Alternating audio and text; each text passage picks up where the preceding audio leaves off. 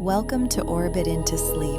I'm so glad you're here. Tonight, we're going to drift together through something extraordinary, something ancient, something that is, in the most beautiful and literal sense, the reason you exist at all.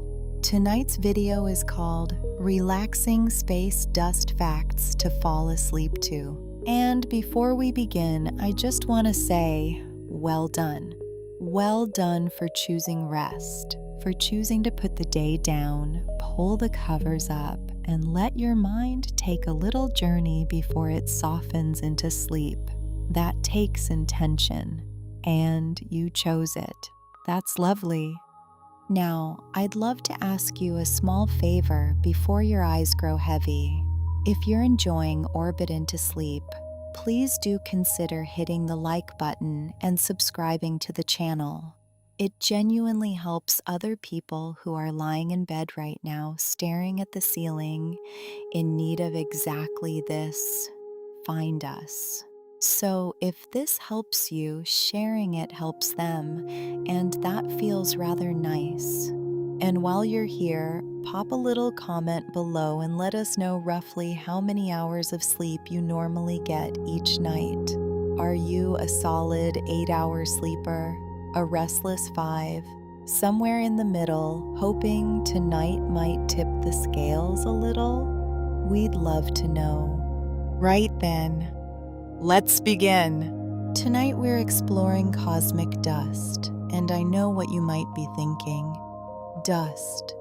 That doesn't sound especially thrilling, but stay with me, because what I'm about to share with you is this.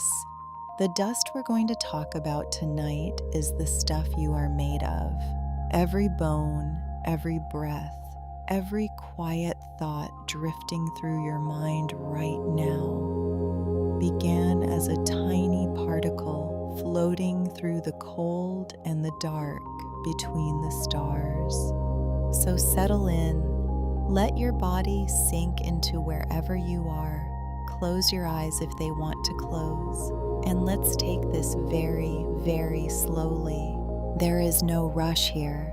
The universe has been doing this for over 13 billion years. It can certainly wait for you to get comfortable. Stardust and the people who found it. Let's start at the very beginning. For centuries, when astronomers looked up at the night sky and noticed dark patches in the Milky Way, great stretches of nothing where the stars seemed to simply stop, they assumed they were looking at holes, gaps in the universe, places where, for whatever reason, no stars existed. It seems almost endearing now, doesn't it, that the explanation was simply, nothing is there. But the truth, as it so often is, turned out to be far more interesting than that. Those dark patches weren't empty at all. They were full of something so fine, so impossibly small that it was blocking the light of the stars behind it, like fog on a winter morning, hiding a whole city that you know is still there. The stars hadn't gone anywhere. The dust had simply drawn a curtain. And for a long time, nobody could quite prove it. There were clues, of course. As far back as 1847, an astronomer named Wilhelm Struve noticed something curious. The further away you looked in space, the fewer stars you could see. Not because there were fewer stars out there, but because something between us and them was quietly swallowing their light. He calculated a number, a rate of dimming per distance, that turned out to be remarkably close to what we know today. He saw the shadow of the answer. He just couldn't quite name what was casting it. Then, in 1904, an astronomer named Johannes Hartmann was studying the light from a binary star system, 2 stars orbiting each other, when he spotted something odd. Certain lines in the light spectrum weren't moving the way they should. they were perfectly still, and still lines in a moving system could only mean one thing: something between us and those stars, something completely stationary, was absorbing specific wavelengths of light. That something turned out to be calcium gas in the space between the stars. It was the first real detection of material in the interstellar medium. The first whisper that space was not, in fact, empty. And then came the man who changed everything. His name was Robert Trumpler, and in 1930, working at the Lick Observatory in California, he did something elegantly simple. He studied about 100 open star clusters, groups of stars loosely bound together by gravity, drifting through the galaxy in gentle company. And he measured them in two different ways. The first method used their apparent size. If you assume that star clusters of a similar type are roughly the same physical size, then how big they look in the sky tells you how far away they must be. A cluster that looks smaller must be further away? Simple geometry. The second method used their brightness. Stars of certain types have known luminosities, known intrinsic brightnesses. Compare how bright they should be to how bright they actually appear, and again, you can calculate distance. Both methods, measuring the same clusters, both should give the same answer. They didn't. The more distant clusters were consistently, measurably fainter than their size suggested they should be, and there was only one explanation that made sense. Something between us and those clusters was dimming the light. Something spread throughout space, proportional to distance. The further away the cluster, the more of it the light had to travel through, and the more it dimmed. Trumpler called it interstellar extinction, and he noted something else, something rather beautiful. The dust wasn't just dimming the starlight, it was changing its color. Blue light, with its shorter wavelength, was scattered away more easily than red light. So distant stars don't just look fainter through the dust. They look redder, warmer, like a sun seen through smoke on a hazy evening. And that was it. That was the moment. After centuries of dark patches and unanswered questions, Robert Trumpler looked at 100 star clusters and said, quietly but with certainty, "Space is full of dust." It is such a gentle kind of discovery, isn't it? No explosion, no drama, just a careful man with careful numbers, and the patient realization that the universe had been hiding something in plain sight all along. Now, the dust Trumpler discovered wasn't just sitting there doing nothing. It turns out cosmic dust is one of the hardest working substances in the known universe. It dims and reddens the light of distant stars, yes, but it does so much more than that. Dust is a thermal regulator. In the vast, cold clouds of gas that drift between the stars, the raw material from which new stars are eventually born, the gas is often too warm to collapse under its own gravity. It needs to cool down before it can begin to fall inward and ignite. And it is dust that allows that cooling to happen. The tiny grains absorb the energy of the gas and radiate it away as infrared light, gentle heat bleeding slowly out into the dark. Without dust, the gas stays too warm. Without dust, the clouds don't collapse. Without dust, no new stars are born. Dust is not just a passenger in the story of the universe, it is one of the authors. And here is something that I find quietly wonderful, and I hope you might too as you lie there in the dark. The dust that Trumpler proved existed, the dust that dims the stars and cools the clouds. That same dust eventually became the planets, it became the oceans, it became the soil beneath every garden that has ever grown anything, and it became you. You are, in the most literal sense, made of the same material that Robert Trumpler was looking at through a telescope in 1930, floating between the stars, patient and ancient and impossibly small. And here you are now, in a bed with a blanket, and that same ancient dust, rearranged by billions of years and extraordinary fortune, is keeping itself warm. There is something in that thought worth sitting with, I think. Something that makes the universe feel a little less vast and a little more like home. Just let that settle for a moment. You don't have to go anywhere. You don't have to do anything at all.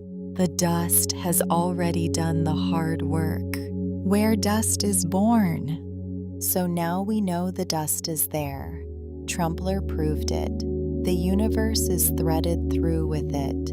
These tiny particles dimming the stars and cooling the clouds and making the night sky just a little more mysterious than it might otherwise be. But where does it come from? Because dust doesn't simply appear, it has to be made. And the story of how cosmic dust is born is, I think, one of the most quietly moving stories in all of science, because it begins with death. Not dark or frightening death, the slow, luminous, inevitable death of stars. Let's talk about a type of star called an asymptotic giant branch star. I know that's quite a mouthful, and I promise we won't dwell on the name. Astronomers tend to call them AGB stars for short, and that's what we'll do too. These are stars like our own sun, low to medium mass, living out their long, steady lives, fusing hydrogen in their cores. Unremarkable in the best possible way. But eventually, after billions of years, the fuel begins to run out. When that happens, something rather extraordinary occurs. The star swells. It expands outward into a red giant, growing so large that if it were placed where our sun sits, its outer layers would reach past the orbit of Mars. It becomes enormous and luminous and cool, relatively speaking, at its surface, and it begins to pulse. These pulsations, gentle rhythmic expansions and contractions deep within the star, push material outward from its surface in a slow, steady stellar wind, a stream of gas and atoms flowing out into the surrounding space. And in that outflow, something magical happens. As the material moves away from the heat of the star, it cools. And as it cools, the atoms begin to find each other. Carbon finds carbon, silicon finds oxygen, magnesium joins in, and they begin to stick together, bonding into tiny solid particles, the first grains of dust, condensing out of the gas like frost forming on a cold window. If the star has more oxygen than carbon in its outer layers, these grains tend to be silicates, minerals very similar to the ones that make up the rocks beneath your feet right now. Olivine, pyroxene, beautiful crystalline structures forming not in a laboratory or a quarry, but in the cooling breath of a dying star. If the star has more carbon than oxygen, the chemistry goes differently, and the grains that form are made of carbon instead. Graphite, silicon carbide.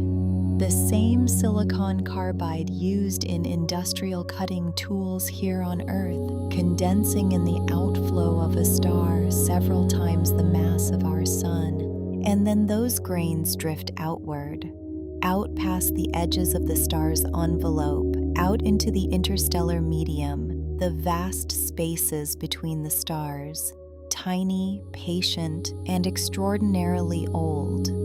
Now, AGB stars are the dominant producers of dust in the universe today. But in the early universe, they weren't available. They take billions of years to evolve. And the early universe didn't have billions of years to spare. So in the beginning, another source had to do the work. Supernovae. When a massive star, many times the size of our Sun, reaches the end of its life, it doesn't go gently. It collapses in an instant and then explodes with a violence almost beyond imagining. A supernova. A single event releasing more energy in seconds than our Sun will release across its entire 10 billion year lifetime. And in the aftermath of that explosion, in the expanding shell of hot gas and newly forged elements, dust forms, quickly and abundantly. Astronomers have studied a supernova remnant called SN 1987A, the remains of a star that exploded in a nearby companion galaxy, and what they found there was extraordinary. Cold dust, a vast reservoir of it, roughly 230,000 times the mass of the Earth, sitting in the cooling remnant of the explosion. 230,000 Earth masses of dust from a single star, from a single death. It's difficult to hold that number in your mind, and perhaps you don't need to. Perhaps it's enough to simply know that supernovae are dust-making machines, that the death of a massive star seeds the surrounding space with the raw materials for new worlds. That destruction and creation are, in the universe's accounting, the same transaction. And there's something else supernovae do that no other source can match. They forge heavy elements: iron, nickel, cobalt. The elements that end up in the cores of rocky planets that give terrestrial worlds their density and their magnetic fields. The iron at the center of the Earth right now, the iron in your blood, was forged in the hearts of massive stars and then scattered across space in the violence of their deaths. Every supernova is a gift. Now, once the dust is out there in the interstellar medium, its journey is far from over. It enters a long, slow cycle of destruction and growth. Supernova shock waves, the expanding ripples of those same explosions that created the dust, can destroy it again, vaporizing grains through high-velocity collisions. It's a cycle. Creation and destruction, over and over, across timescales we can barely conceive of. But in the cold, dense molecular clouds where the dust eventually gathers, something else begins to happen. The dust grows. In the deep cold of these clouds, temperatures drop to around minus 260 degrees. Just a handful of degrees above absolute zero. And in that extraordinary cold, atoms from the surrounding gas begin to freeze onto the surfaces of the dust grains. Water ice, carbon dioxide, methane, ammonia. Molecule by molecule, a thin mantle of ice builds up around each tiny grain. like a coating of frost, like the universe quietly wrapping each little particle in a blanket. And that, I think, is a rather lovely image to carry with you as you drift toward sleep. All across the galaxy, in the cold and the quiet between the stars, tiny ancient grains of dust are being wrapped in ice, patient, invisible, waiting. They've been waiting for billions of years. They're in no hurry at all, and neither are you. Let your breathing slow a little, let your thoughts soften. We've covered a lot of ground together tonight, from the outflows of dying stars to the cold heart of a molecular cloud, and we're only just beginning. The next part of the story is where things get truly extraordinary, because all of this dust, all of these ancient grains wrapped in their little icy mantles, is about to become something. It's about to become a solar system, how dust becomes a world. So here we are, the dust is out there, drifting through the cold spaces between the stars, wrapped in its little coatings of ice, patient and ancient and waiting. And eventually, something disturbs it. A nearby supernova, perhaps. A ripple moving through the galaxy. And a vast cloud of gas and dust slowly, almost imperceptibly, begins to collapse inward under its own gravity. At the center, a new star ignites, and around it, the remaining gas and dust doesn't fall in. It flattens. It spreads into a wide, rotating disk, like dough being spun by a very patient and very skilled baker. A protoplanetary disk. A disk of raw material orbiting a newborn star, waiting to become something. This is where planets come from, and I want to take you through this process slowly because it is one of the most remarkable things that happens anywhere in the universe, and it deserves to be appreciated at a gentle pace. In the early stages of this disk, the dust grains are tiny, submicron sized, many of them. A micron is 1/1000th of a millimeter, so we are talking about particles so small that thousands of them lined up side by side would not span the width of a human hair. These tiny grains drift through the disk, colliding gently with one another. And when they collide, something rather wonderful happens.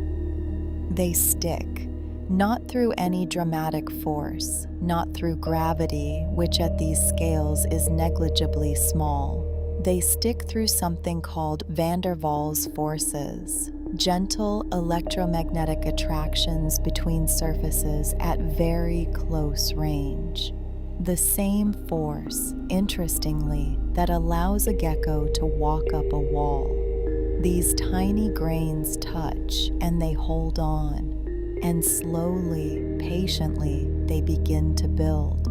The aggregates that form in these early collisions are not solid lumps. They are fluffy, porous, open structures like very loosely packed snowflakes full of empty space. And that fluffiness is actually useful. It gives them a larger surface area relative to their mass, which means more opportunities for further collisions, more chances to catch passing grains and hold on. So the grains grow from submicron to micron, from micron to millimeter, from millimeter to centimeter. Slowly, beautifully, over thousands of years, the dust in the disk is assembling itself into ever larger pieces. And then it hits a wall, not literally, But the physics of the protoplanetary disk creates what scientists call the meter-sized barrier. And it is exactly what it sounds like. Getting dust particles to grow up to around a meter in size is relatively achievable, but once a body reaches roughly that size, something deeply inconvenient happens.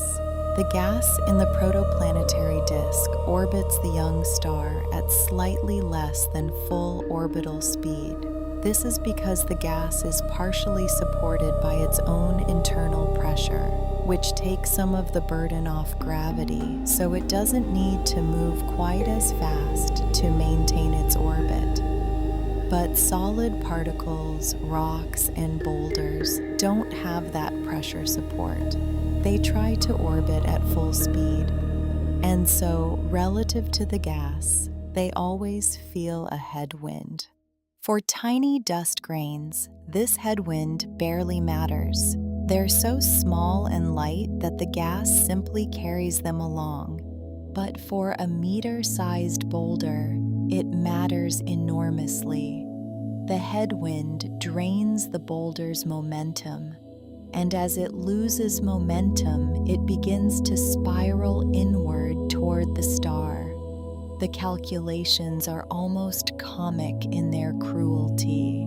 A meter-sized object in a protoplanetary disk would spiral all the way into its host star in as little as 1,000 years. 1,000 years sounds like a long time to us. On cosmic time scales, it is the blink of an eye. So the disk has a problem. It can make dust. It can make pebbles. It can even make meter-sized boulders. But those boulders should, by rights, be lost, swallowed by the star before they ever get the chance to become something larger. And yet here we are on a planet. So something must have solved the problem. That something has a name. And the name, while not particularly poetic, describes something quite beautiful. The streaming instability. Here is what happens. As the solid particles in the disk drift inward through the gas, they don't all drift at the same rate. Some move faster, some slower, depending on their size and position. And as faster-moving particles catch up with slower ones, they begin to cluster together. And here is the key insight. A cluster of particles behaves differently from a single particle. Think of it like a group of cyclists. A single rider fighting a headwind expends enormous energy and makes slow progress. But a peloton, a tight group of riders, shares the burden. The riders at the front break the wind for those behind, and the whole group moves more efficiently together than any individual could alone. In the protoplanetary disk, clusters of particles create exactly this effect. They partly shield each other from the gas headwind. They slow their inward drift, and because they're drifting more slowly, they accumulate even more particles joining the group. The cluster grows, and as it grows, it drifts more slowly still. More particles join. A feedback loop begins, and then, when the cluster becomes dense enough, when the local density of solid material exceeds the density of the surrounding gas, something quite sudden and dramatic occurs. The cluster collapses under its own gravity, not slowly, almost instantaneously on astronomical timescales. The loose collection of pebbles and dust falls inward on itself and becomes a planetesimal, a solid body, perhaps tens of kilometers across, born in a gravitational heartbeat from a swarm of drifting grains. This is how the building blocks of planets are made, not through slow, patient sticking, through a sudden collective decision to fall together. There's something almost social about it. Individual particles, each on their own, doomed to spiral into the star, find each other, gather, and in their gathering, save themselves. Now, once you have planetesimals, the rest of the story proceeds a little more straightforwardly. These kilometer-scale bodies are massive enough for gravity to do its work properly. They attract one another. They collide and merge. They grow into protoplanets, moon-sized bodies that sweep their orbits clear of smaller material. And eventually, over millions of years, they become planets.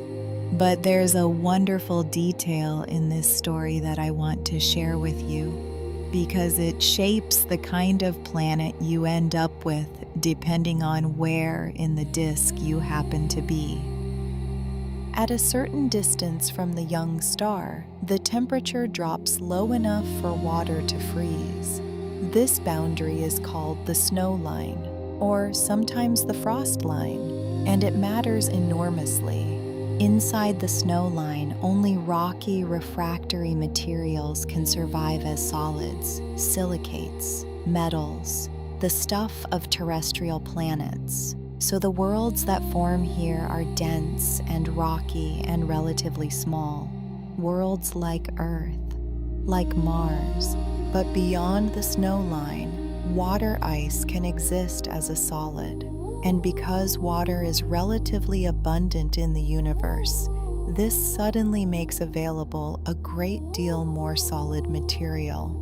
The surface density of solids in the disk increases by a factor of 3 or 4 just beyond the snow line. And with more solid material to work with, planetary cores can grow larger, faster, large enough to reach a critical threshold, around 10 to 15 times the mass of the Earth, at which point something extraordinary happens. They become massive enough to gravitationally capture the gas of the disk itself, hydrogen, helium, vast quantities of it, pulled in from the surrounding disk and wrapped around the rocky core in an enormous atmosphere. The planet swells.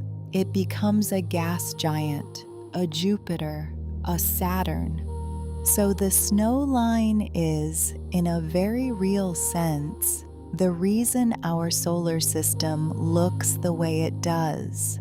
Rocky planets on the inside, gas giants on the outside, that boundary, that temperature threshold where water changes from vapor to ice, determine the architecture of everything. And our Earth sits just inside it, just close enough to the star that our water didn't freeze in the disk. It arrived later, delivered by comets and asteroids from the outer solar system, each one a little icy parcel of frozen material crossing the snow line and bringing its cargo inward. You are, among other things, the beneficiary of a very precise temperature gradient around a star that formed 4.5 billion years ago. The universe, it turns out, has been calibrated rather carefully on your behalf. Let that thought be a comfortable one. You are not an accident. You are a consequence. The long, patient, extraordinarily improbable consequence of dust that learned, slowly and collectively and beautifully, to become something more. And now that something more is lying in bed, getting sleepy, and that is perhaps the loveliest thing of all. Close your eyes a little more if you can. Let the weight of the day continue to lift. There's more to explore, but there's no hurry. The disk is still turning, the worlds are still forming, and you are exactly where you're supposed to be. The grains that predate the sun. There is something I want to tell you about meteorites, not the dramatic kind, not the ones that streak across the sky in a blaze of light on a clear night, the ones that make you gasp and point and feel briefly, wonderfully small. I mean the quieter kind, the ones that fall unremarkably into fields and deserts and polar ice and sit there waiting to be found. The ones that look, to the untrained eye, like an ordinary rock. Because inside some of those ordinary-looking rocks, scientists have found something almost impossible. Grains of dust that are older than the sun. Let me say that again, because I think it deserves a moment. Inside meteorites that fell to Earth, locked inside crystals so small you need an electron microscope to see them. There are particles of dust that formed in the outflows of stars that lived and died before our solar system even existed, before the cloud of gas and dust that would eventually become the sun, the earth, the oceans, and you had even begun to collapse. These particles are called pre-solar grains, and they are, in the most literal sense, the oldest things you will ever encounter. Some of them are over 7 billion years old. Our solar system is 4.5 billion years old. These grains are older than our sun by more than 2 billion years. They watched from within the gas cloud as our star ignited for the first time. How do we know they're pre-solar? How do we know these tiny specks of mineral inside a meteorite aren't just ordinary solar system material? The answer is in their isotopes. Every element exists in different versions, called isotopes, which have the same number of protons but different numbers of neutrons. Carbon-12 and carbon-13, for example, are both carbon, but they're slightly different weights. And the ratio of different isotopes in any given sample of material carries a fingerprint, a record of the nuclear processes that created it.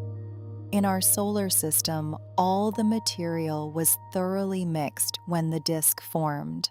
So solar system material has a characteristic isotopic signature, a kind of average of all the contributions that went into it.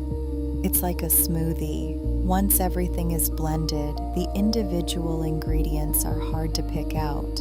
But pre-solar grains were never blended in.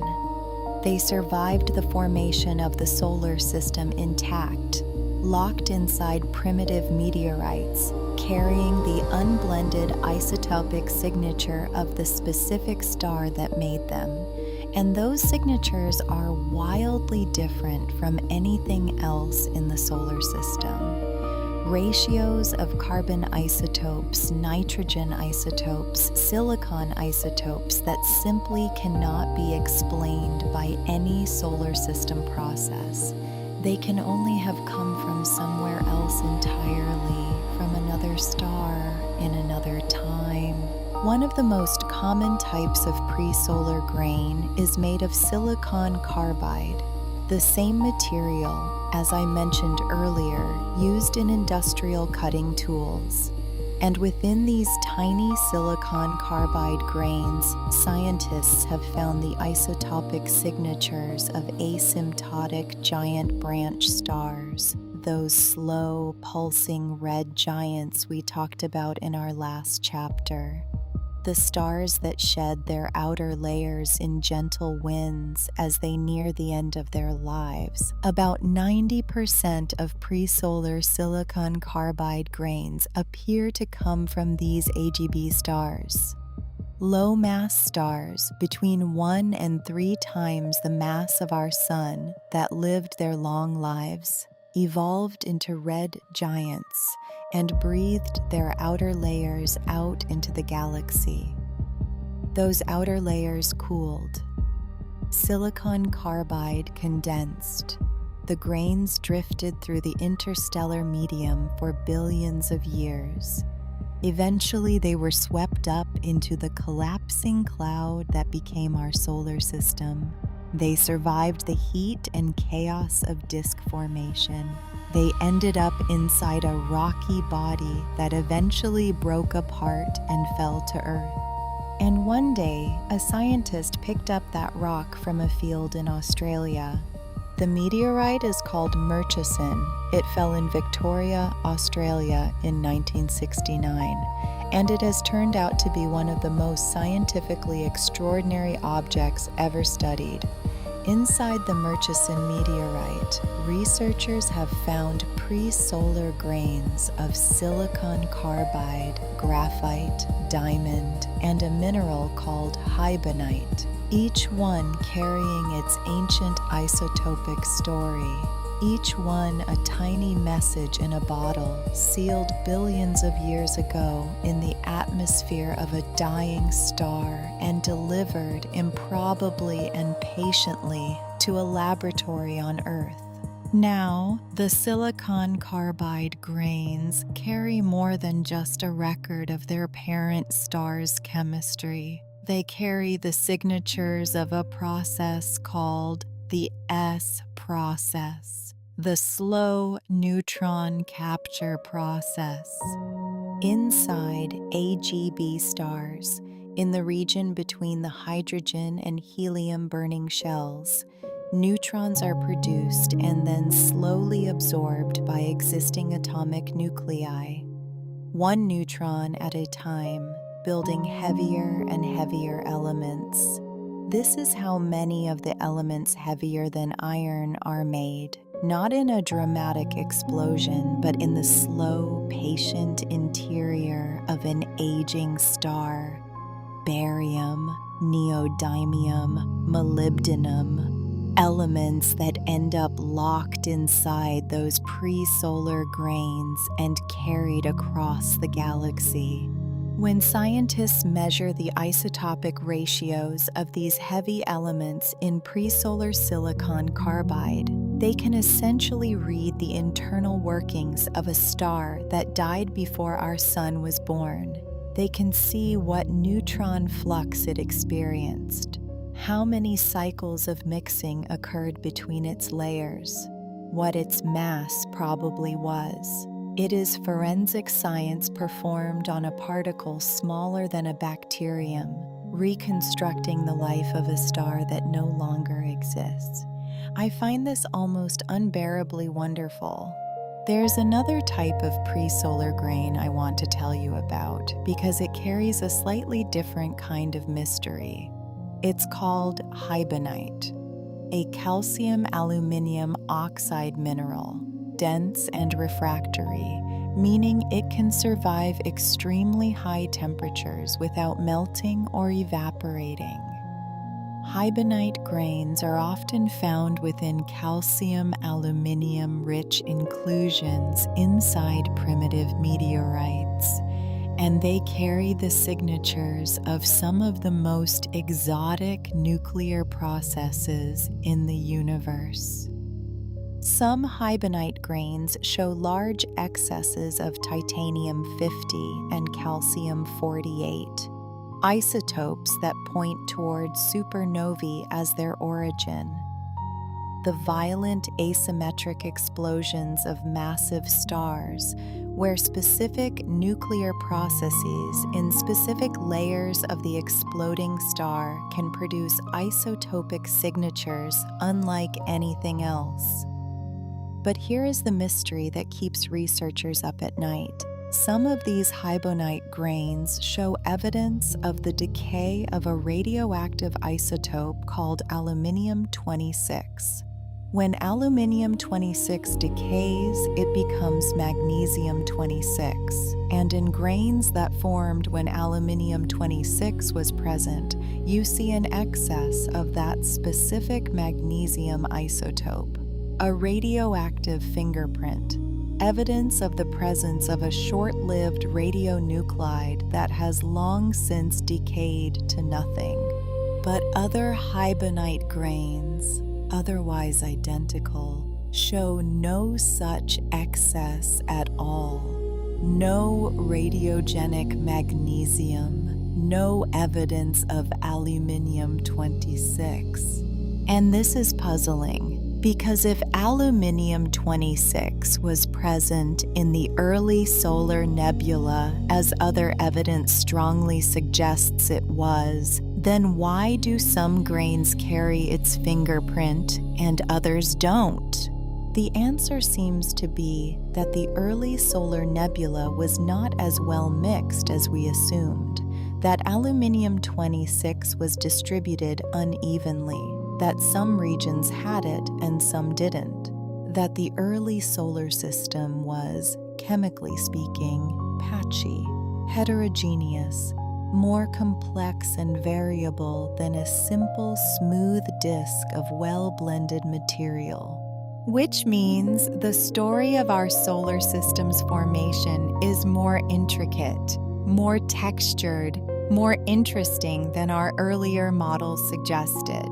And isn't that always the way? The closer you look at anything in nature, the more detail you find, the more patterns within patterns, the more questions nested inside the answers. A grain of dust, smaller than a bacterium, locked inside a meteorite for 4.5 billion years, carrying a record of a star that lived and died 2 billion years before our sun was born, with an isotopic anomaly that hints at a lumpy, uneven, wonderfully complicated early solar nebula. All of that in something invisible to the naked eye. I think about these pre-solar grains sometimes when everything feels very large and very overwhelming.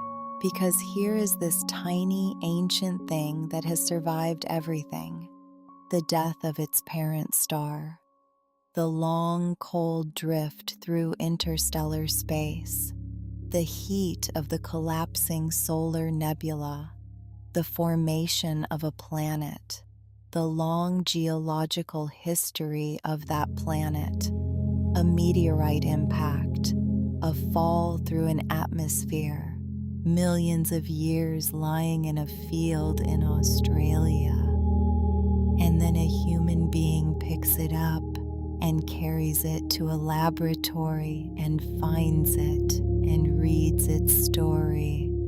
Survival, it turns out, doesn't always look dramatic. Sometimes it looks like a tiny grain of silicon carbide sitting very quietly in the dark, waiting for someone to come along and listen. And on that thought, I'd like you to let your body feel a little heavier. Let the pillow take a little more of the weight.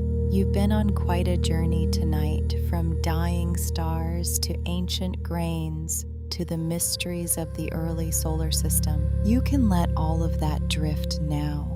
Not away, just softer, like the edges of a thought just before sleep. The grains are still there, patient and ancient and perfectly content, just like you're going to be. What the new telescopes are whispering.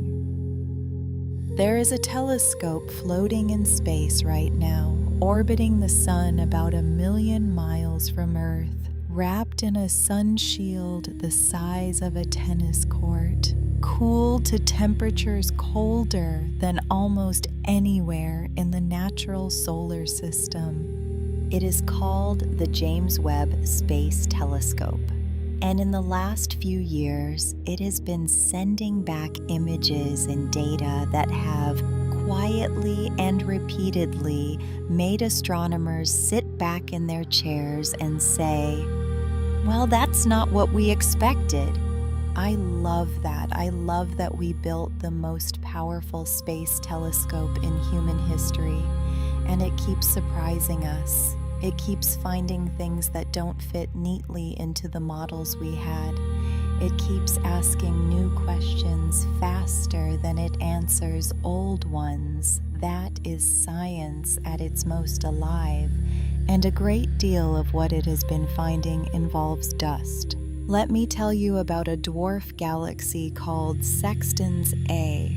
It sits about 4.3 million light-years from Earth, just beyond the edges of our local group of galaxies.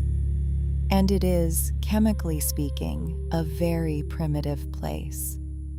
Its metallicity, which is the astronomer's term for the abundance of elements heavier than hydrogen and helium, is only about 3 to 7% of our own sun's. This is a galaxy that has not had much time or opportunity to build up heavy elements. It is in some ways a window into what the early universe looked like, a local analog for a much younger cosmos. Standard models of dust formation predicted that stars in an environment like Sextans A would produce very little dust at all, because dust, as we've discussed, is made from heavy elements. Silicates need silicon and magnesium and oxygen. Carbon grains need carbon. If a galaxy is chemically primitive, without many heavy elements to work with, its stars should struggle to make meaningful amounts of dust. And then Webb's MIRI instrument, its mid-infrared camera, looked at a star in Sextans A high-mass AGB star, an aging giant in its final stages. And it found dust. Not just a little dust, significant dust.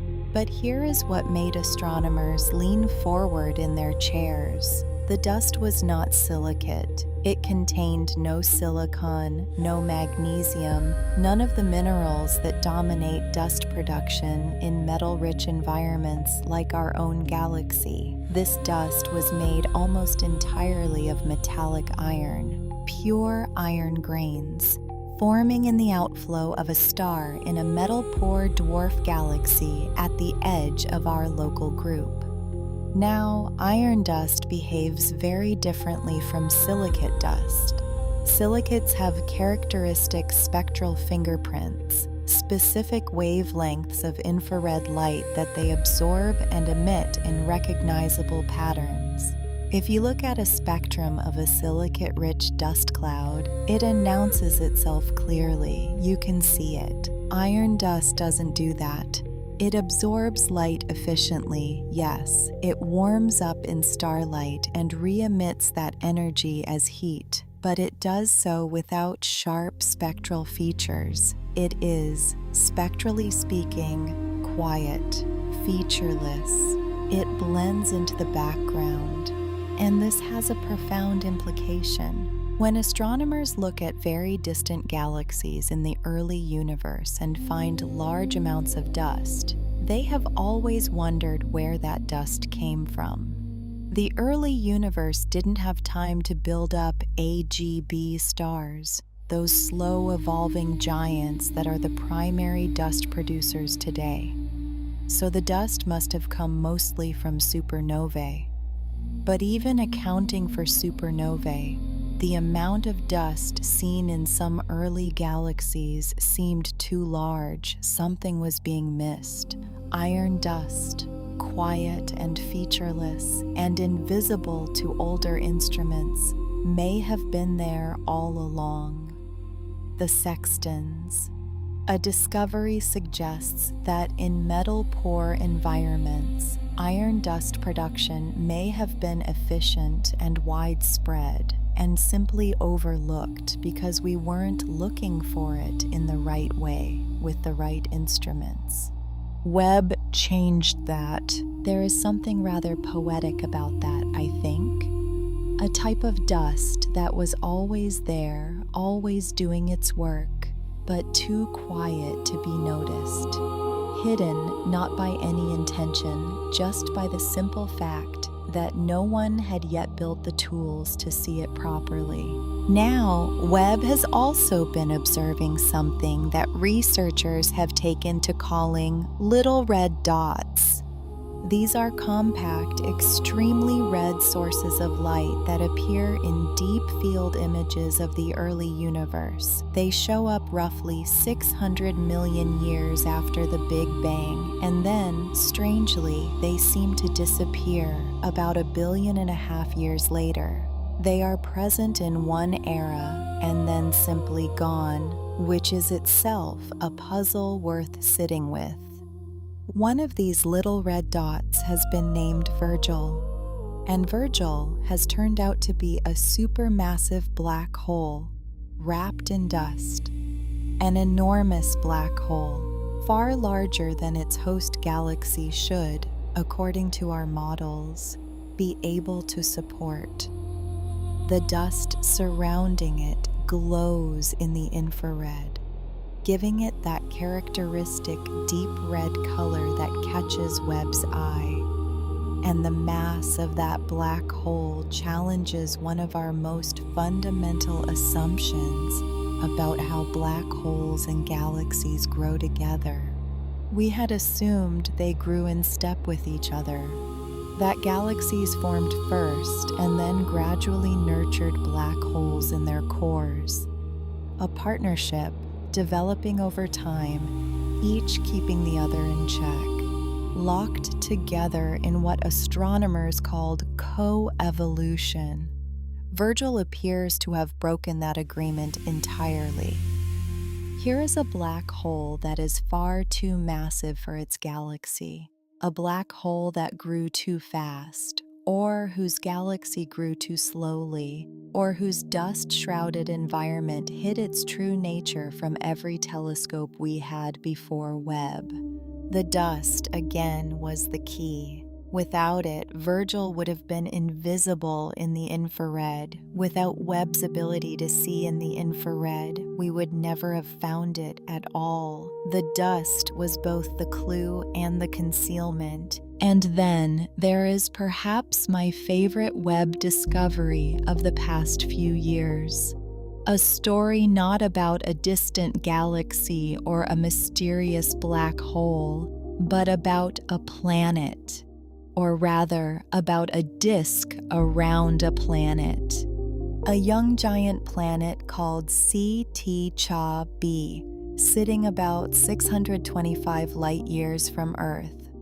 It is a massive planet, perhaps several times the size of Jupiter, orbiting a young star in the constellation Chameleon. And in 2025, Webb looked at it and found something that had never been directly seen before. A circumplanetary disk, a small disk of gas and dust orbiting the planet itself rather than the star, the moon-forming disk, the equivalent of the disk that, around Jupiter billions of years ago, gave birth to Io, Europa, Ganymede, and Callisto. We had predicted these disks must exist. The theory required them. But actually seeing one, seeing the material that will eventually become moons still swirling in its formative disk, was something else entirely. And what was in that disk? Carbon-bearing molecules, acetylene, benzene, rich organic chemistry, very different from the water-dominated chemistry of the host star's own disk, which means that the moons forming from this circumplanetary disk will have a different chemical composition from planets forming in the same system. the planet's local environment has developed its own distinct chemistry in just 2 million years. 2 million years is almost nothing on a cosmic time scale. And yet, in that time, the chemistry around this young planet has already diverged from its surroundings, already begun to write its own story. If that planet's future moons develop further, if their chemistry continues to evolve, if warmth and liquid and time allow more complex molecules to form, well, we've learned not to assume that interesting chemistry only happens in certain places. Webb keeps showing us that the universe is more inventive than we give it credit for. Dust, again, at the center of all of it. The iron dust of a primitive galaxy. The shrouding dust around an ancient black hole. The carbon-rich dust of a moon-forming disk around a distant planet. Always the dust, quiet, patient, extraordinarily busy. Now, before we continue, I want to gently mention something. If you're lying there tonight and sleep feels further away than usual, if your mind is a little busier than you'd like, we've put together some things in the description below that might help. Products and resources we think are genuinely worth your time. We update it regularly, so it's always worth a look. No pressure at all, just a quiet little note from us to you in case it's useful. Right then, let's come back to the dark and the quiet and the dust. Think about the James Webb Space Telescope tonight, if you like, as your mind begins to wander. That extraordinary machine, wrapped in its golden sun shield, colder than almost anywhere in nature, looking back through time at galaxies that existed when the universe was very young. Finding iron dust where there should be none. Finding black holes that are too big. Finding moon-forming disks around distant planets. And all the while, the universe simply going about its business, forming dust, growing worlds, keeping its secrets just long enough to make the discovery worthwhile. You are lying on one of those worlds right now, a world that began as dust, that passed through every stage we've talked about tonight, that arrived here stable and warm and furnished with oceans and atmosphere and just enough complexity to produce, among other things, someone who lies in bed listening to facts about space dust at whatever hour this happens to be for you. I hope that feels, as it does to me, rather marvelous. Let your eyes be heavy now. Let the thoughts come and go without needing to hold them. The telescope is still watching. The dust is still moving. The universe is still slowly and magnificently becoming. And you can simply rest while it does.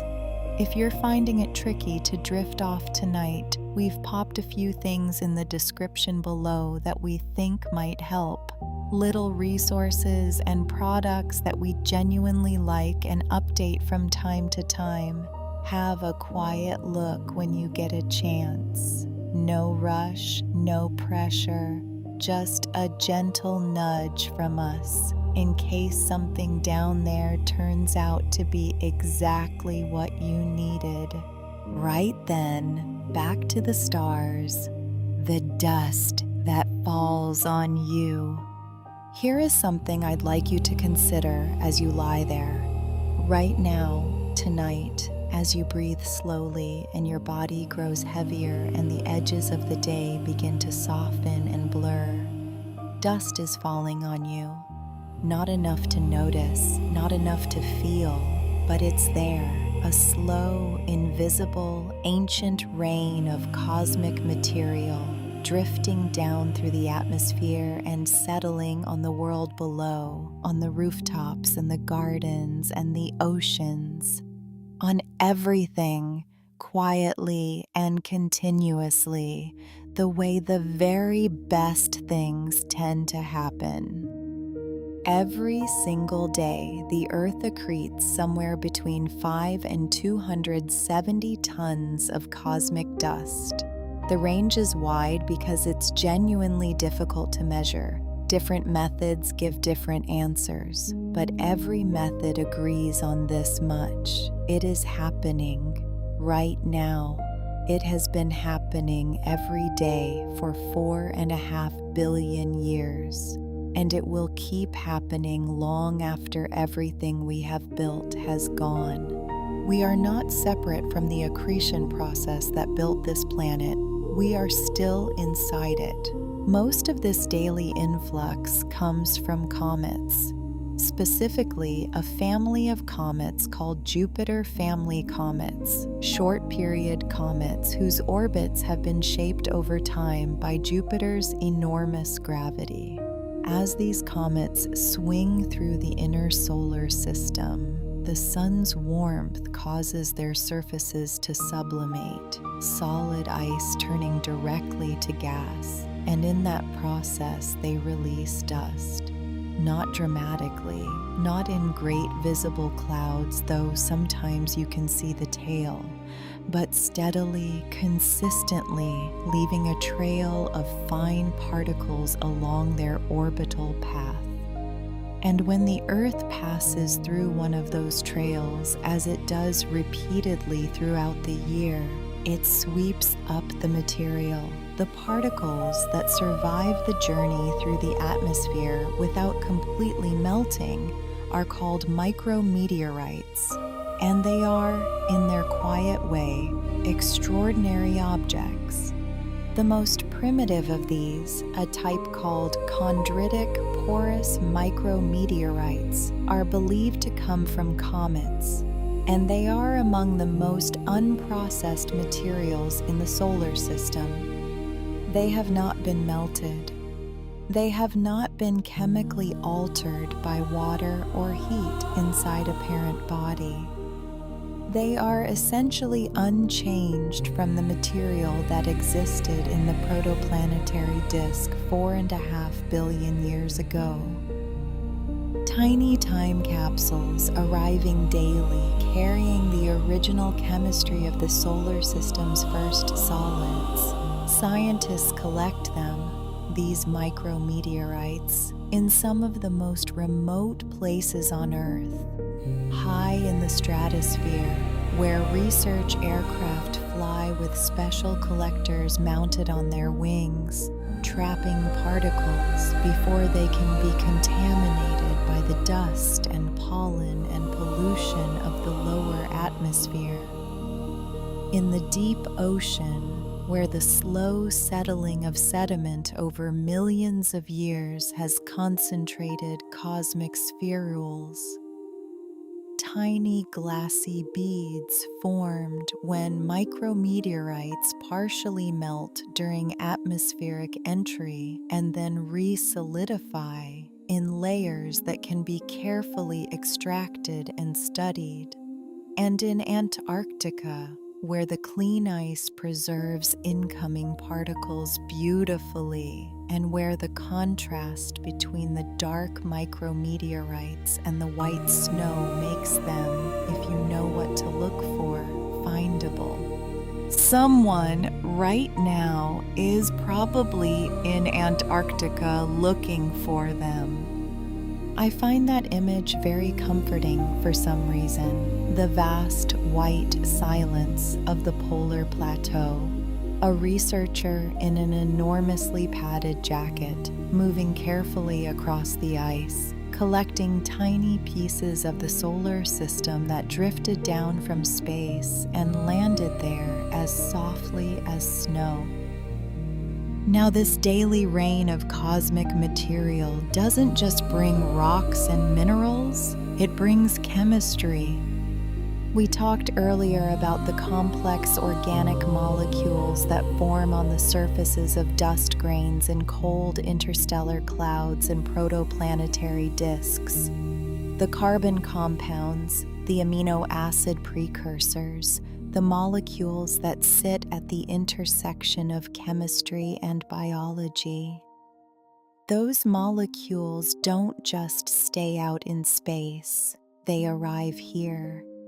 Delivered by comets and micrometeorites, day after day, year after year, across geological time.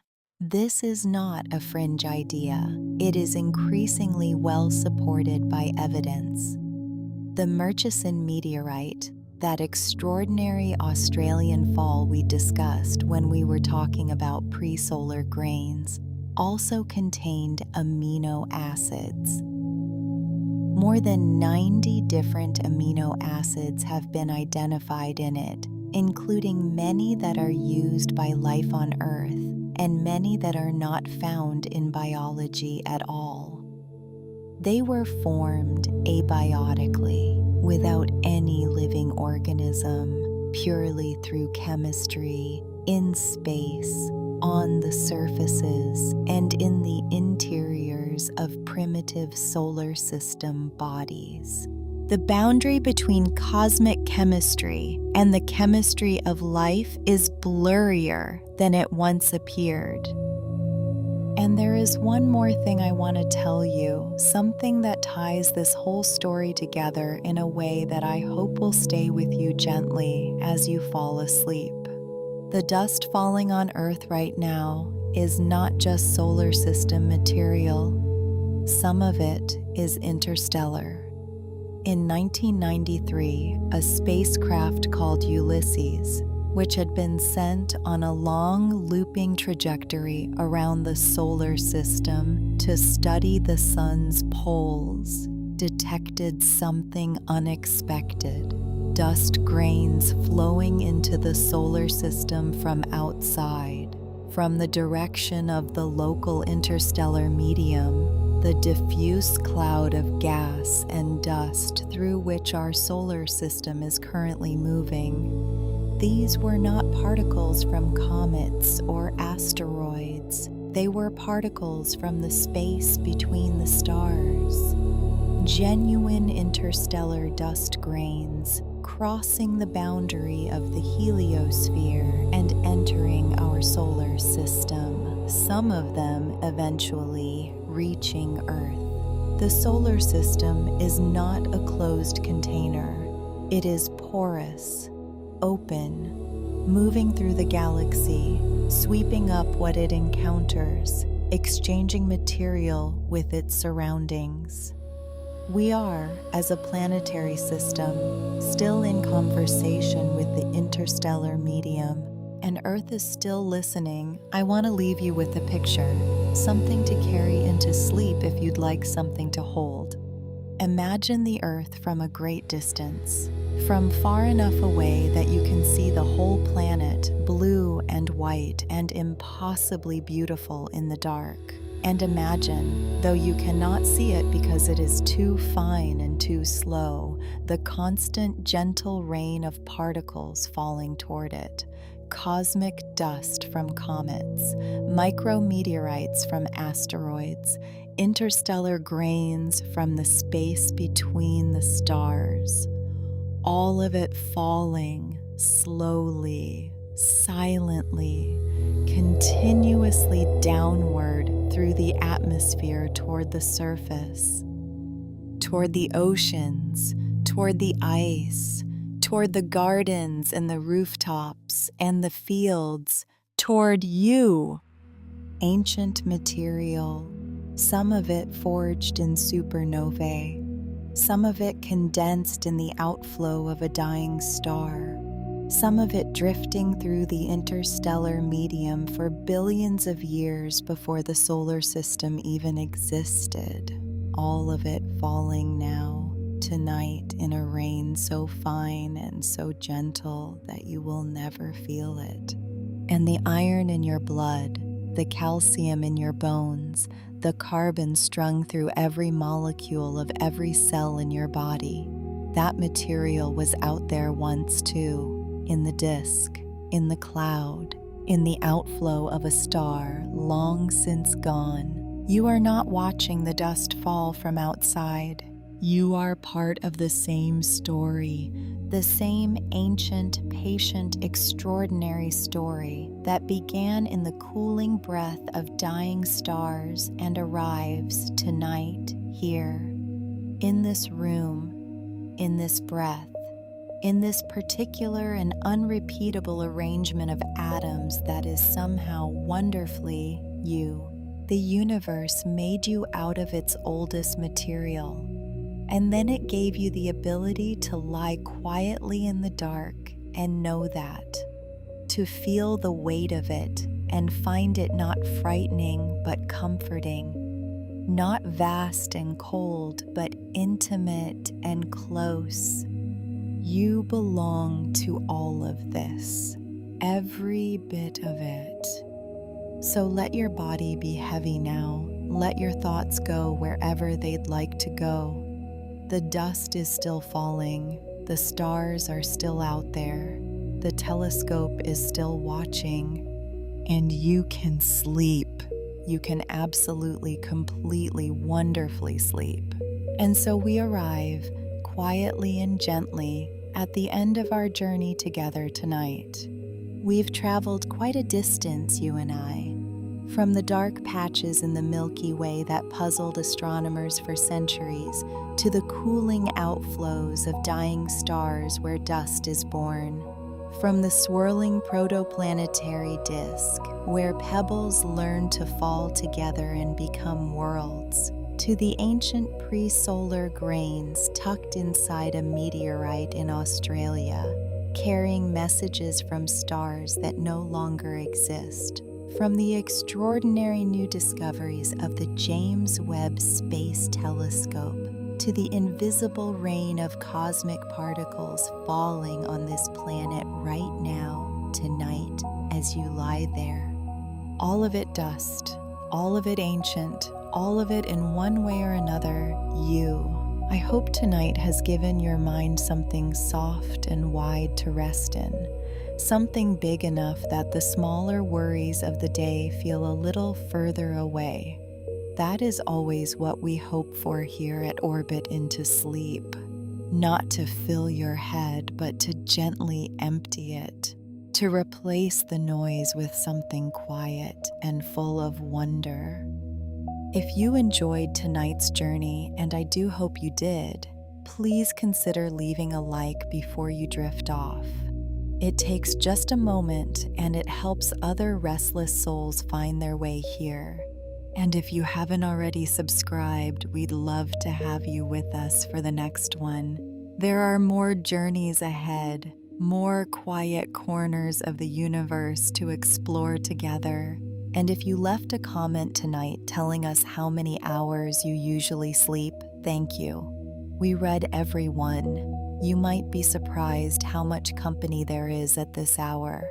How many people are lying exactly where you are, doing exactly what you're doing, hoping tonight might be a little easier than last night. You are not alone in the dark, not even close, now. The music is going to carry you from here. Let it take you wherever it wants to go. Let your mind wander freely, softly, without any particular destination. Follow a thought and then let it dissolve. Follow another, or follow none at all. Just breathe and be warm, and let the sounds move through you like light through dust, which, as it turns out, is one of the most beautiful things in the universe. Good night, sleep well, and thank you, genuinely, for spending part of your night out here among the stars with us. We'll see you next time.